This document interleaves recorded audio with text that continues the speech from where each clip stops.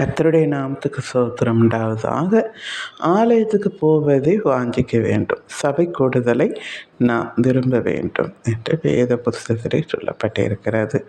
நாம் இந்த போதகர் பேசுகிறது சரியில்லை, சுவிசேஷம் சரியில்லை, அதனால் ஆலயத்துக்கு போவதே எனக்கு விருப்பம் இல்லை, இவங்களை கண்டாலே எனக்கு அப்படியே கோபமாக வருது அப்படின்னு நாம் சொல்கிறவங்க கிறிஸ்டினே இல்லை, கிறிஸ்தவர்களே இல்லை.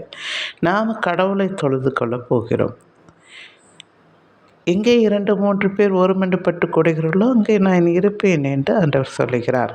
சபை கூடும்போது யார் யாரோ வருவாங்க இல்லையா? முகம் தெரியாதவங்க, அவங்க யாருன்னே தெரியாது, அவங்களாம் வருவாங்க இல்லையா? அப்போது ஒன்று சேர்ந்து நாம் ஆண்டவரை துதிக்கும் போது ஆண்டவருக்கு ரொம்ப பிடிக்கும்.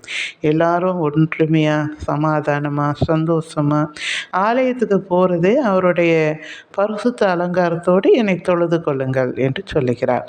அப்போது எவ்வளோ ஒரு பரிசுத்தம் ஆண்டவருக்குள்ளே ஆண்டவரை அங்கே எதிர்பார்க்கிறார் இல்லையா? மற்றவங்களை குறை சொல்வதோ மற்றவங்களை இழிவாக பேசுவதுக்கோ நம்ம ஆலயத்துக்கு போகவில்லை. பொருளை கதையை பேச நம்ம ஆலயத்துக்கு போகவில்லை. சபை எல்லாம் தாய்மார்கள்லாம் போனால் மற்றவங்க கதையை தான் ஒரு மணி நேரம் பேசுவாங்க, அதுக்கு பிறகு தான் ஜெபத்தை ஆரம்பிக்கிறாங்க. அந்த மாதிரி இருக்கக்கூடாது. நம்ம பரிசுத்த அலங்காரத்தோடு கடவுளை தொழுது கொள்ள தான் நம்ம போகணும். அப்போது எந்த வார்த்தையும் நம்ம வாயிலே இருக்கக்கூடாது, வீட்டிலே இருக்கக்கூடாது. அப்படி இருக்கும்போது ஆலயத்தில் இருக்கலாமா சொல்லுங்கள்?